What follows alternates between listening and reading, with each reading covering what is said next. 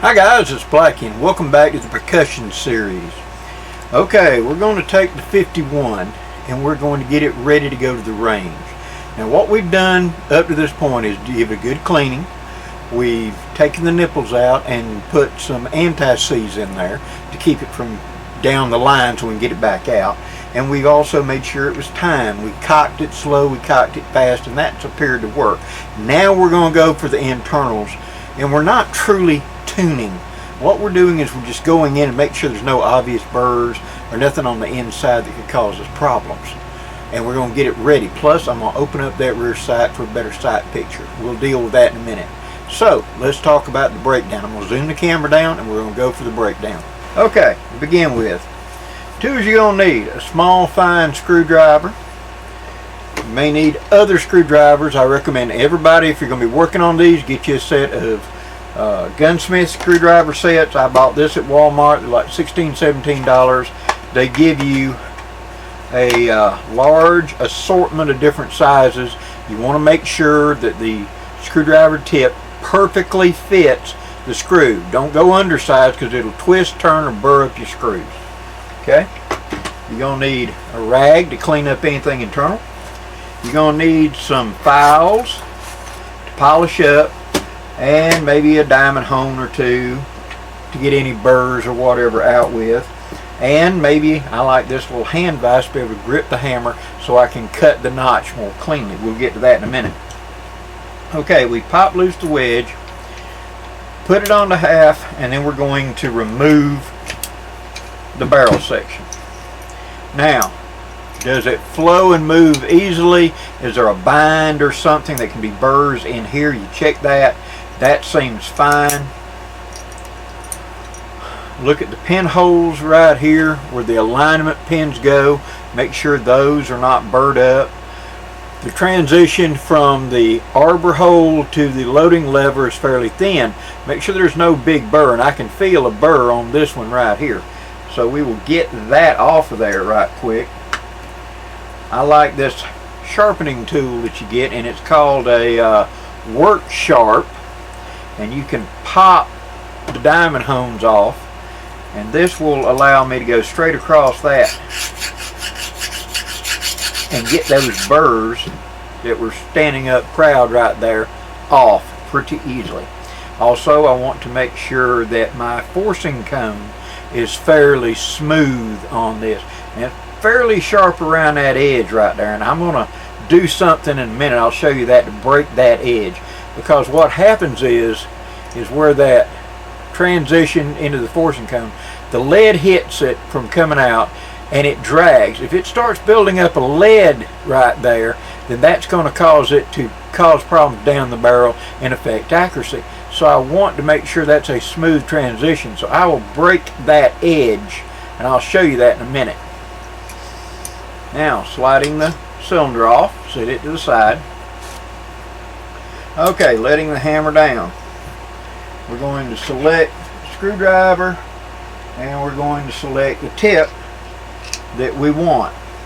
To break down the colt, we're going to start by going to the base of the grip with this screw right here, and we're just going to loosen it. Bear down. Usually they got Loctite on them. There. Don't let it slip, and just loosen that one up. Go ahead and take it out. Once I get it completely broke, I can go to the small, more easily maneuvered screwdriver. Take that screw out, put it to the side. It's unique. This screw is unique, that screw is unique. Don't get them crossed up. And setting it down, we want to come into the top of the grip strap. You'll feel it, sometimes you may hear it go click. Now this is at the middle of the day, so I've got my air conditioner going. Sorry guys, but it's awful hot outside. Too hot to do this outside right now. Bear down, and here it go click. That Loctite breaks loose and unscrew.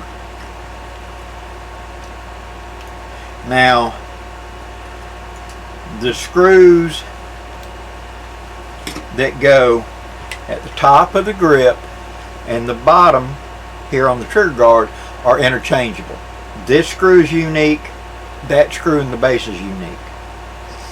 Okay, now I'm going to take tension off of the mainspring.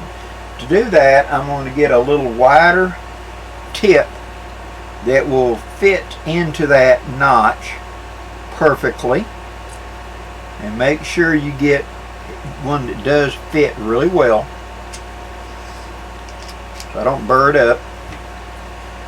Notice how I'm sitting it down. I'm going to get into that notch, and I'm going to bear down good and hard so it don't strip out. And I'm going to turn it just 1 or 2 turns, just like that. And what that's going to do is that's going to take the tension off of it. Now I can take my thumb and push down and just move it off to the side, see? And there's no tension on that. One of the reasons you want to take the tension off is so as you're taking off the trigger guard and etc. And that if you don't do that, the pressure on this starts pushing pressure anywhere else. So as I remove these screws, it's starting to bind them up. When it gets down to that half a thread or whatever, it can burr or something pulling it out. So remove this tension. Let's take a moment, let's look at it. Wipe it off, make sure it's good to go. A mainspring should be absolutely rounded. You should be able to run your finger all the way around and not be any sharp edges, especially at where the actual hole is, where the screw that holds it goes in. Springs, if there's any sharp edge, can crack, and that's where the spring fails from. It's kind of like, you know, like your windshield. If you ever get a crack, it'll just run. That's the way it is with spring steel. So you want to make sure that it's nice and smooth. Now this one feels really good. And I just put that screw back in place. Likewise, the screw that goes to the base of the grip, I go ahead and put it back in so I won't confuse it later on with this screw up here. Okay, now putting it face up, shifting back to the narrow, smaller tip. Bear down and unscrew. Now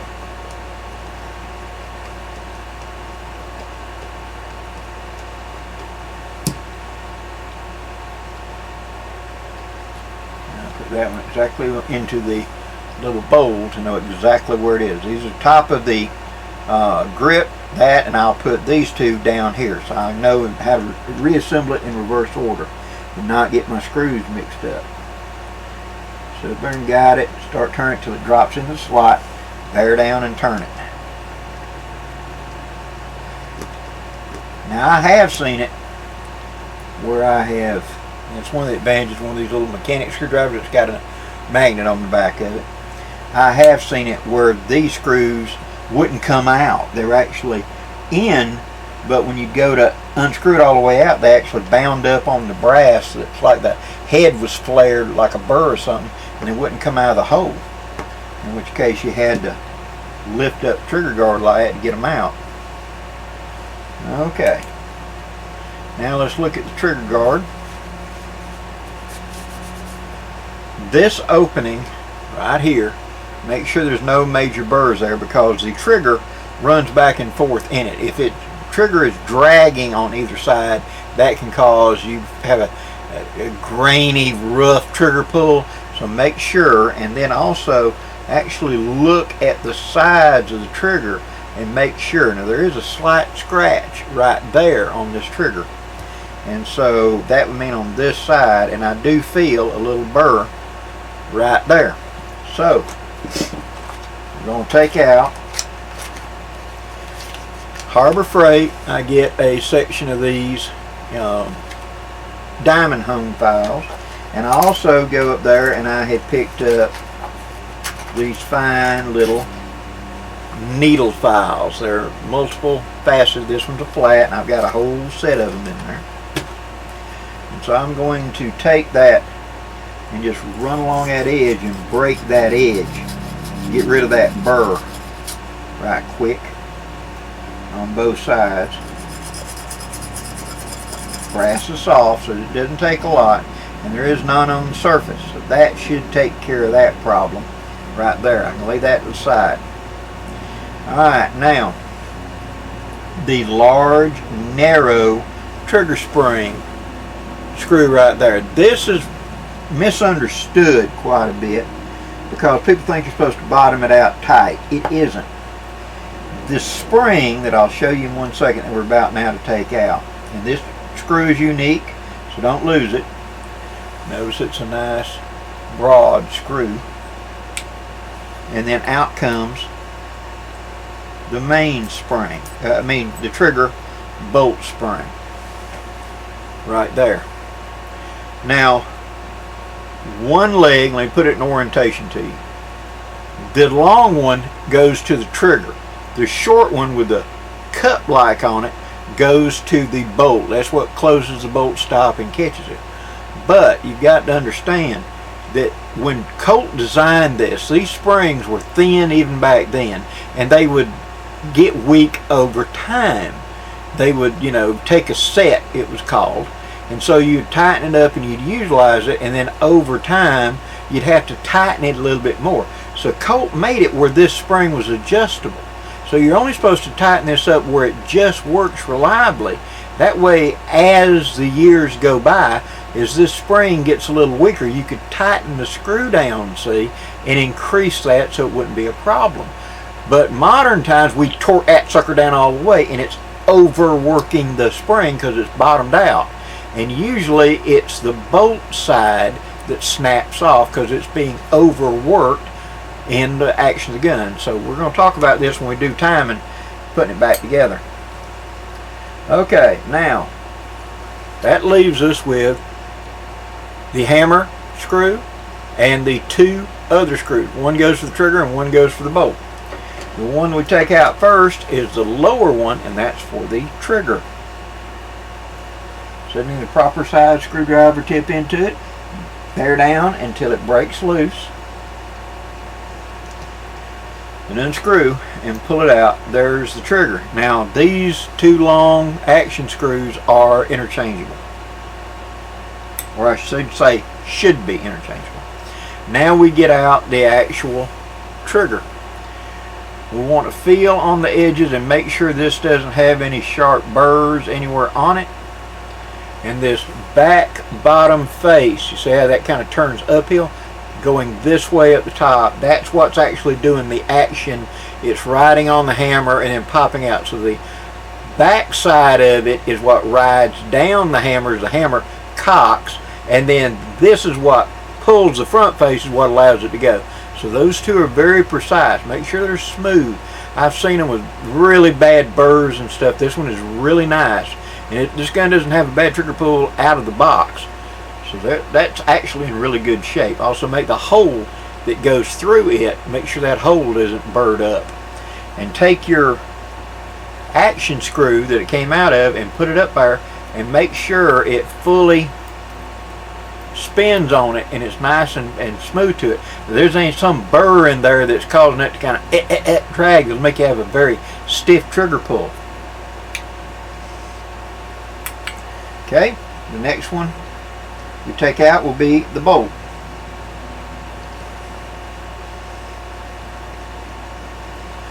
Bolt, cylinder stop,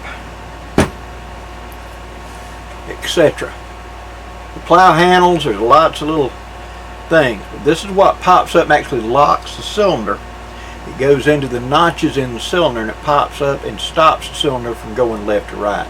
Now take this and physically put it up there and look at it. Make sure that there's a lot of wobble left to right where it goes into those slots in the cylinder. This one is really nice. It should be a snug fit, not so tight that it's hard to get in there, because that way it stops short. It's got to be fitted. And these are actually beveled just a little bit. We're going to touch up on that in a minute when we go put it back together. Again, we've checked the action screw in that part as well, and make sure that it does turn freely on it. Okay, now we're going to change to the bigger tip, and we're going to bear down hard and take out the hammer screw. Notice how I'm putting my thumb down there and I'm laying the screwdriver on it as a guide to keep me from jumping and scratching up everything. If you want to keep the finish on your gun nice and not look like a woodpecker's been attacking it, make sure you always guide it. Keep forward pressure against it and don't let that tip jump out and go to dancing everywhere. Alright, doesn't seem to be any major burrs or a lot of a groove cut in it or anything. And we're going to take the hammer and pull straight down. Out will come the hand. We'll deal with that in a second. Now let's look at the hammer. On the side of it right here, on the side that's actually sliding, is there a burr. You can see it a little bit shiny right there, which means there's a burr inside the frame. We'll deal with that in a minute. Turning it around on the other side, we'll look at it. Right here, these notches, the notches that are deep one is your half cock, and that shallow one right there is your full cock. Protect them, don't let them get dinged up. Run your finger over, make sure they're smooth. This one does have a little bit of a burr, not bad.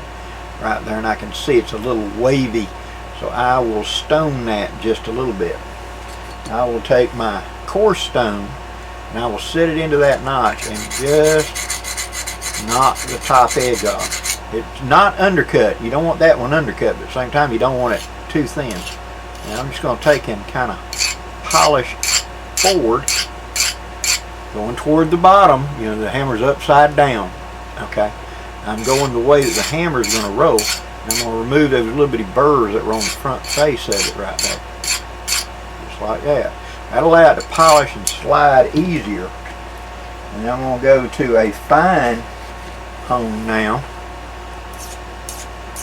Again, I'm not trying to do a lot of tuning. I'm just removing any problem that I see. Take the point off the sides and then retouch that just a little. I think it's going to be fine. Now the full cock notch, I just run that little needle file back and forth. Just knock out any burrs. Looks good. The little roller on the back of the hammer, make sure it freely turns. Okay, now let's deal with the rear sight notch, which is just a V. That V does not make for a good sight picture.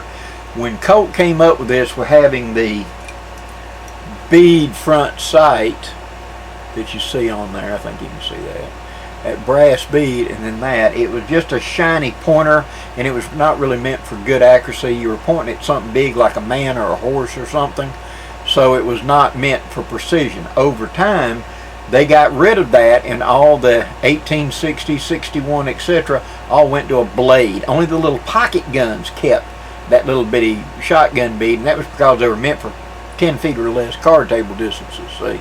But any kind of range or distance, they went to a blade. But what I'm going to do is I'm going to cut into that notch and just square out, because right now it's a V notch. I'm going to turn it into a U, square the bottom of it a little bit. So what I'm going to do, and that's just it's just for my old eyes more than anything else. I'm going to open up my little hand vise here, help hold it, put the hand vise into it, cinch it up so it's just snugged up good. And now what I'm going to do is I'm going to take a fine tooth hacksaw file, I'll set it up there, and all I'm going to do is putting it in that notch, pull straight to me like 2 pulls, just like that. Now I'm going to take my, now that I've done that, I'm going to take my little file, it's got a edge on it, and I'm going to pull it, push and pull it just a couple times, not much. I'm not trying to deepen the notch. I want to keep the notch straight, but I'm going to square that notch so it looks more like a square sight picture. And I'm going to put something out there. Yes, now I've got a nice, instead of it being a V, it's now a squared bottom like a modern sight post, and that would be easier for my eyes or anybody else's eyes to see when I hold it out there at range for shooting. We will adjust this once we sight in the gun. This is just a starting point to eliminate that deep V, which is just about worthless for any kind of sighting. You go left, right, all over the place because you can't get the sight in the same place. This way I can see a little air gap on either side of my front sight, so I can center it and it not be a shine and a slit that you can't tell in my left, right. It gets my windage better. Okay, so that one is now done. Okay, now we're done with the hacksaw. We're going to take the hand. The hand looks remarkably good. The spring on it is good and snug. Make sure it's not loose. Running my fingers along the edge where that spring joins, make sure there's not some big burr there. There's not. Taking the hammer, putting the lug into where it goes on the hand, turn it and make sure it freely turns without any binding, and this one does fine. Okay, putting that right there together. Now I want to look up inside the frame. Notice I saw a shiny spot in it whenever I had done it. I think you can see just about. There's a shaft, a slot cut right here for that hand to run in. As they cut that on the inside of the frame right here, it can roll up a burr, and that's exactly what I'm feeling. It's a burr, and that drags on the hammer. So what I need to do is I'm going to take, going inside of my flat file, and I'm going to remove that burr. On the inside, along the edge of that. Then I'll follow it up with a diamond hone. It don't take much, just get rid of the burr.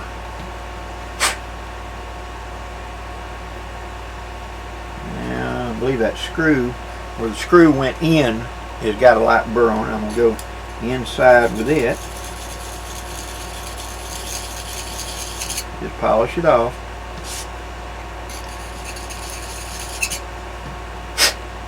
Okay. Now, looking inside the frame, there's that hole. That's where the bolt goes up. Looking in it, I can clearly see there's a burr right there on the side. That's where these are hot punched out in the making process. So I want to take my flat file and lay it down, and I want to go from the inside like that and get rid of the burr. And this is in no way not to criticize Pieta. Pieta's done a fantastic job with this, but it's just minor fitting. You know, that's all, just minor.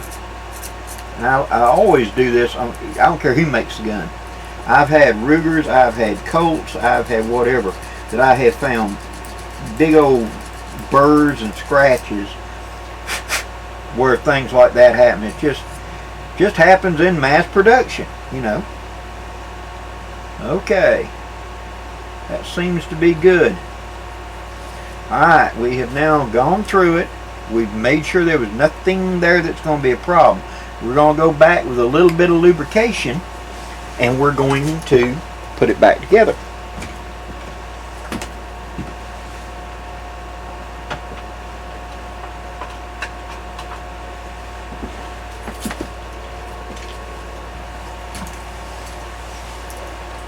Now I'm going to be using a small container of grease for this, and all I'm going to do is I'm going to take that screwdriver tip, flat tip, get just, a little bit on it. I'm going to go inside that slot where the hand runs, making sure that up here where it comes out, there's no big burr in that as well, using that screwdriver tip to feel it. And this one is very smooth. I'm going to take just a little bit of that grease, and at the points where things slide, like where the hammer slides right here, put a little bit of grease on either side. Okay, and then on the where the hand goes into the hammer, put a little bit of grease, sit in there, work it back and forth. Now, holding those two together, we're going to slide them back into position. I put the hand in first, make sure that spring goes in, and then I slide the hand, the whole hammer in. Once the hammer's in, now we're going to take the hammer screw. we're going to put a little bit of grease on the center, because that's where the shaft is, where the hammer turns, right? We're going to drop that in, wiggle it in, and we're going to spin her down tight, using my finger to guide the screwdriver.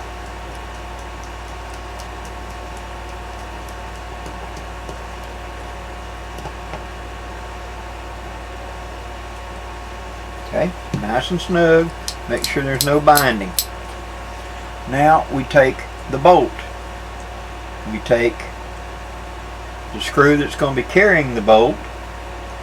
Same thing. Now since this is going to be on the far end, I'm going to just dip that end of the screw in it just a little bit. Put it through the hole, pre-lube that hole up a little bit.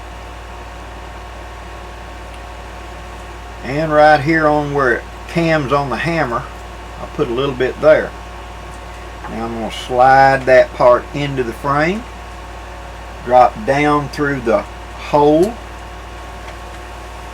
slid it in. I'm just going to drop the screw in from the top, and that's going to pinch it inside the frame, see, and it goes all the way through. Now I'll shift it to the small little screwdriver, and I will give it a turn, just like that.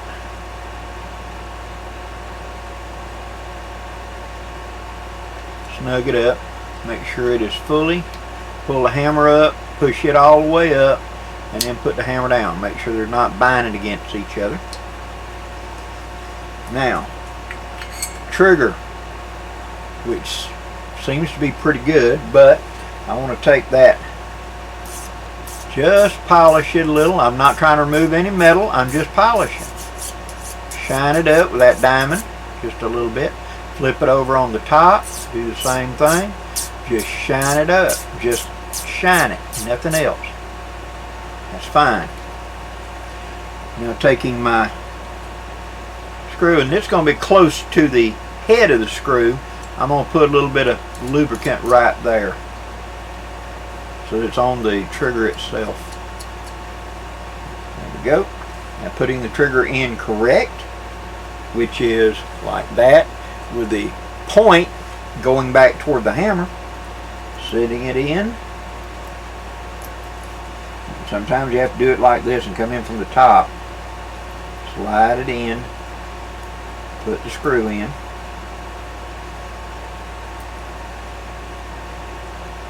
Sometimes it can be a little fiddly till you find exactly where it needs to go, just like that. And when you do, tighten it up.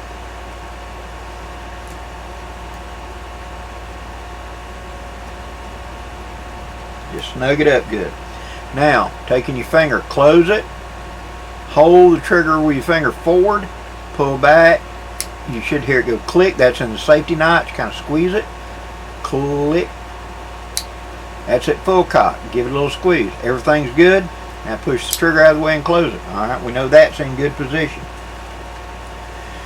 Now, we're ready to put the trigger bolt spring back in. And what you're going to do is you're going to sit that in there properly, and then you're going to take the little fat head screw that goes into the hole. This one can be one of the most irritating to get started because it wants to dance. It's such a short screw, but just kind of turn backwards and center up till it lines up. Now once you put it in there, look what I'm doing. I just turn it so I feel it snug up, and I kind of push the trigger. And what I'm going to do now is I'm going to turn it that much more. I'm making that slot run straight up and down. Now I'm going to pull the hammer back, click. Did my bolt pop up? Come back. My bolt in here did not pop up. So that tells me there's not enough tension. Pull the trigger, put it down. I'm now going to give it a 180-degree turn. Like that. Now, my bolt standing up in there, you can see I think you can see the bolt right there. Now I'm going to pull back, click, back, full, and it popped back up. That's what I want. I want it to pop back up.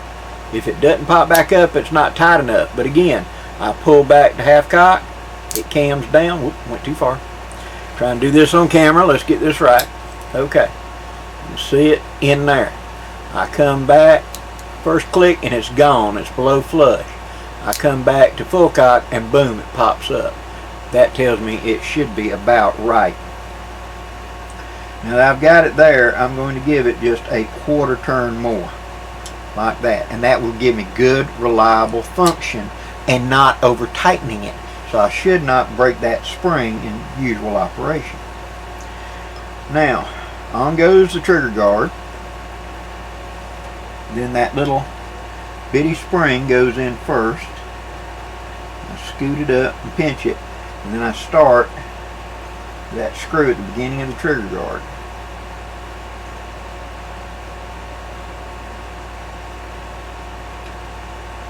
Now when you're young, this is easy. When you're an old silver wolf, sometimes getting it to line up can be a little bit of pain. So I'm not going to tighten it. All I'm going to do is just spin it down a little bit to make sure it's good and fully in the hole. Alright. Now, I then go to my other two. Drop one in on one side, one in on the other side. The back of my trigger guard, put the screwdriver in. Start them. Once you're sure it has started, then shift to the other one. Make sure all of them has started before you tighten up anything. Alright, that appears to be good. Alright, now I go back to this screw and tighten it up. Run it down snug. Now go back to this one, tighten it up. Now go back to that one.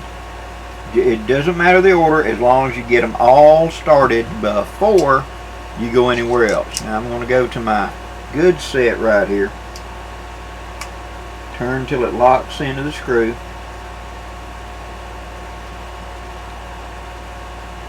Just snug it up good. That's all I want. Just good and snug. Hand tight. This does not have to be blood tight. Remember, this is brass, and so it's easy to strip out a screw in brass. Now I'm going to unscrew. I'm going to take my mainspring now, and I'm going to bring my mainspring up here, and I'm just going to start that screw that holds the mainspring. Twist it slowly. Again, it's one of them short, stubby little screws, and so sometimes it can be a little fiddly to get it to ever catch the first time and go. Okay, now once I get it started, I want to take my thumb and press down and push that mainspring underneath the hammer like that. See, now this is not screwed down. The tension's right there. Now I will take and tighten up my mainspring. Nice and gentle. Don't do it in a big hurry. Just nice, slow turns. Let the spring adjust, see, and then snug it up nice and tight. Now once it's in there nice and tight, make sure it is centered up here underneath the hammer, and now bring it back to half cock, click. Is the bolt all the way down? Stick your, it should spin, see. Now bring it back to full cock. Does it lock? Yes. Let it down. Cock it all the way back. Does it lock? Yes. Okay, we're now functioning. We have not over tightened that spring, and this spring is fully snug to where it needs to be. Now we take out this little, at the base of the trigger guard screw again. Set it to the side. We're going to slide on the back strap. The back straps, excuse me, are intentionally a little sprung to put tension, to tension it, to hold it in place better. Okay, so what you want to do is you want to line up here and look down through the holes, and look through that hole and get all the screws started before you tighten up. So looking down through this, I can tell I need to go up just a little. So I'll drop that screw in right there. And going back to the small screwdriver. All I want to do is just get it to start, nothing else. Make sure it is started.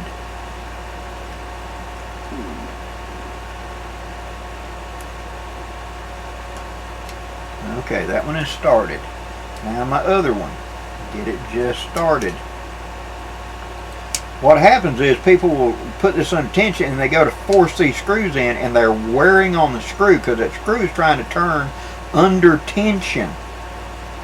And that wears out the threads. Okay, they're both started good.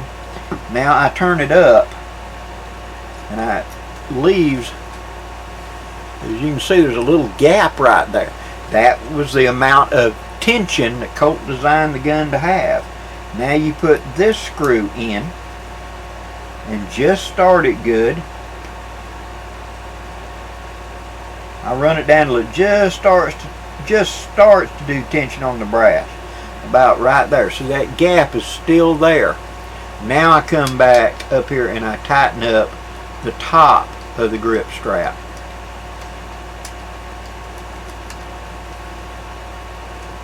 Run her down snug.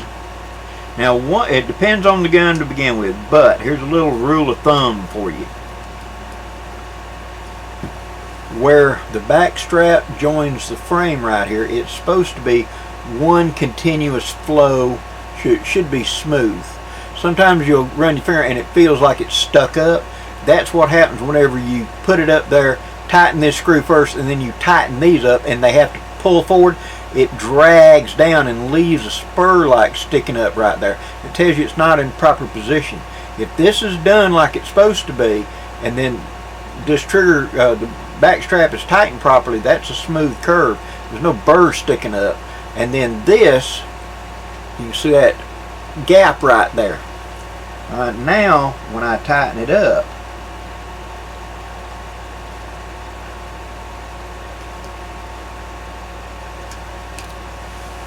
and now that gap's gone. Now that grip is completely in position properly, see? Now, putting it on half cock, slide in the cylinder. We're now going to slide on the gun, barrel, I should say, I'm sorry. Late in the day and the hair is gray. This one's got a good tight fit to it where you have to get it up there and smack it with your hand to get it to go home because it is so snug.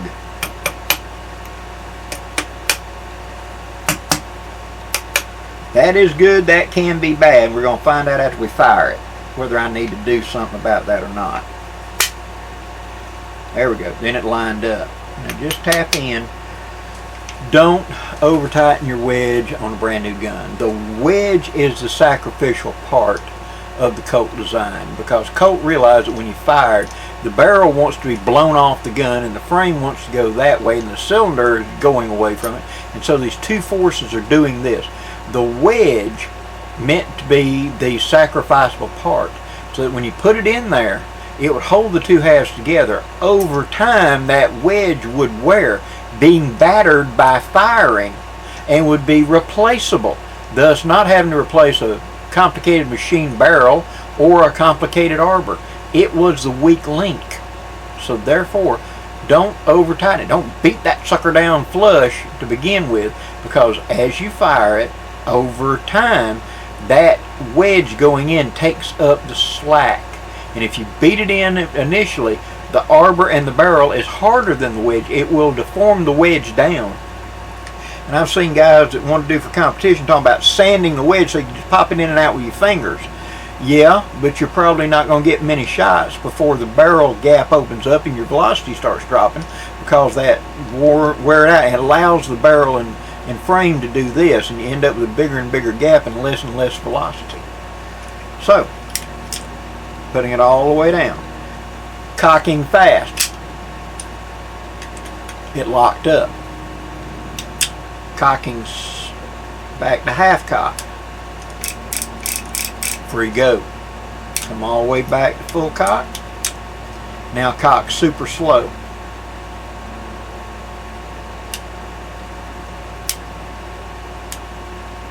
Alright, it did lock up, so it is properly timed and it's in proper position. Alright, I've now deburred it. Now that I have notched that rear sight, whenever I sight down the gun, I have got a sight picture that I can work with to begin with. Now, next time we get together, we're taking this to the range in our first shootings with it to give us an idea which way we're going to go. Load development, things like that. And once we've developed the load, what we like, for the distance we like, then we'll adjust the sights to be better suited for us to be more accurate with it. Don't try to do many things at once. Get the gun where it's reliable and set up. Next, we're going to shoot it in. I'm not even going to worry about a target, a serious target. I'm going to just plink with it, probably for the first 20 rounds. That's going to let the rifling and everything wear in of actual firing. Okay? Then, after that, I'll do a thorough cleaning and we'll get serious about trying to shoot a group and playing with the powder levels. What size round ball does it like? Does it like a patch? Does it like just lube? What? Until we find out what the gun is the most accurate with. Once we can figure out what is the most accurate group it produces, then we'll adjust sights to put that group where we want it to go. And that'll be beginning in the next video. Hope you've enjoyed this, guys. There'll be more of these percussion series coming up. I hope you've enjoyed it. Till next time, guys, I'm Blackie wishing safe journeys. Have a great day, guys.